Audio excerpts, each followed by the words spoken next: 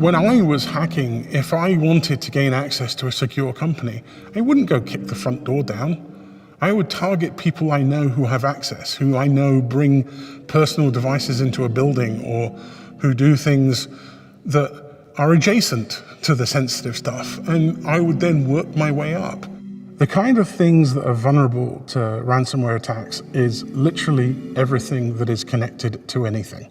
In the old days, for a country to cause disruption to a country as big as the United States, you'd need millions and millions of dollars worth of investment to do something. But today, you just need a few $1,000s and a laptop and a couple of smart hackers to write some code and send something out.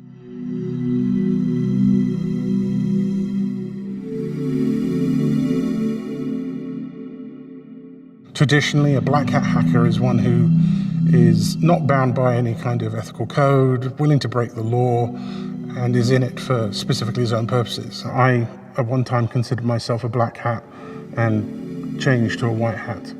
White hats tend to be hackers who are bound by an ethical code, who try to do things to improve the greater good, and who are bound by the law. So I look for vulnerabilities in systems that haven't been scrutinized before, that may represent significant risk. But I also do things like hunt the criminals who are targeting hospitals or who are targeting the businesses that I'm looking out for. So by looking at the attacks that take place, by understanding the infrastructure that's used by the criminals, I can work out where they're coming from. The vast majority of hacking is staring at code and understanding how sites are put together and how things work, and then working out how you can subvert that process to take control of it. So ransomware is an attack technique that's been around for decades. Modern ransomware is usually a piece of malware that gets on your system, encrypts all of your data, and then holds that hostage, demanding that you contact the gangs that are operating it, paying them in some form of currency before they'll give you the key that decrypts your data and gives it back to you. The challenge is it's not a scenario where you want to say, well, why don't we stop people from paying them? Because ultimately, you have to protect the victims. I've watched hospitals get encrypted, and people are left with a choice. Do I pay to decrypt the data, or do I risk lives? Over the last year, we have definitely seen a significant acceleration in ransomware, and I think that's because there's been a huge increase in the profitability. Back when it started, ransomware was charging hundreds of dollars, maybe thousands of dollars for individual targets. The bigger payouts that we're talking about now are easily into the tens of millions. This most recent attack, they offered $70 million for the campaign key, which is the key that would have unlocked every single computer encrypted during that attack. So we're talking high stakes games here. You have nation state actors who are basically doing what they need to do because the nation state that they are employed by wants them to do it. There are financially motivated criminals who are looking for whatever way that they can cash out. There are some people who just want to see the world burn, and those are destructive attackers who will go after systems just because they want to cause disruption. You see the usual names like Russia and China being thrown around. You see slightly smaller countries like Iran and North Korea being involved.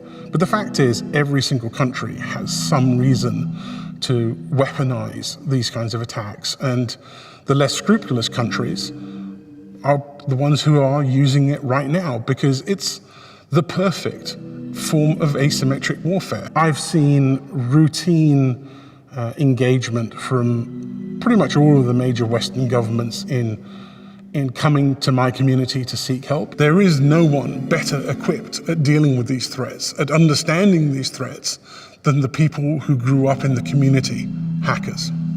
I think one of the things that we have learned this year is that we're not very good at understanding which systems are the ones that are most painful when they get encrypted.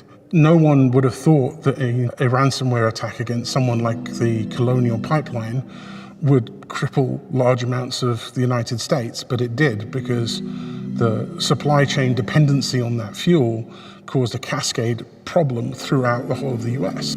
Recently, we saw an attack against a company that supplies a lot of security providers, and it happened because of a vulnerability that was in the process of being fixed.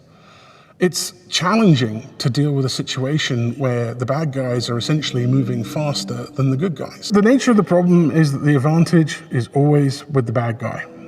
Currently, we are mostly reactive. We wait until somebody makes a mistake and somebody creates enough noise for us to hear about it and react to it. There's a new economic marketplace now called the initial access broker market.